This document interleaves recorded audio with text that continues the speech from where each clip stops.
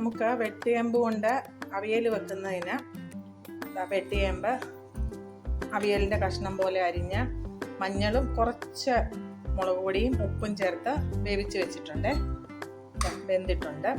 പിന്നെ അരപ്പ് തയ്യാറാക്കിയിട്ടുണ്ട്. അവിയലിന് നമ്മൾ ചേർക്കുന്നത് പോലെ ചെറിയ ഉള്ളി, തേങ്ങ, ജീരകം, മഞ്ഞൾപ്പൊടി, പച്ചമുളക് ഇത്രയും ചേർത്ത് അവിയലിൻ്റെ പരുവത്തിൽ ചതച്ച് വെച്ചിട്ടുണ്ട്.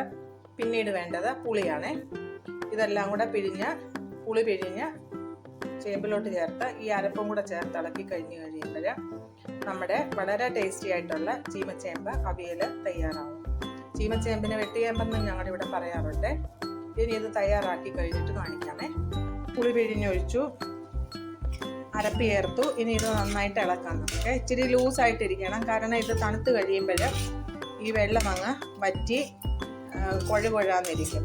ചേമ്പിന് ഇച്ചിരി കൊഴുപ്പ് കൂടുതലാണല്ലോ, അതുകൊണ്ട് സ്വല്പം വെള്ളം കൂട്ടി വേണം ചേർക്കാൻ. ഇതിപ്പം വെള്ളം കുറവാണ്, നമുക്ക് ഇച്ചിരി പുളി വെള്ളവും കൂടെ ചേർക്കും. ഇനി ഇത് നന്നായിട്ട് തിളച്ച് കഴിയുമ്പോൾ കറിവേപ്പിലയും കൂടെ ചേർത്ത് അരച്ചിട്ടുണ്ടായിരുന്നു, അതുകൊണ്ട് ഇനി പ്രത്യേകിച്ച് നമ്മൾ കറിവേപ്പില ചേർക്കണമെന്ന് നിർബന്ധമില്ല. ഇനി ഇതിലേക്ക് സ്വല്പം വെളിച്ചെണ്ണയും കൂടെ ചേർത്ത് കഴിഞ്ഞ് ഗ്യാസ് ഓഫ് ചെയ്ത് കഴിഞ്ഞാൽ നമ്മുടെ ടേസ്റ്റി ആയിട്ടുള്ള വെട്ടിയേമ്പ് അവിയൽ തയ്യാറാകും.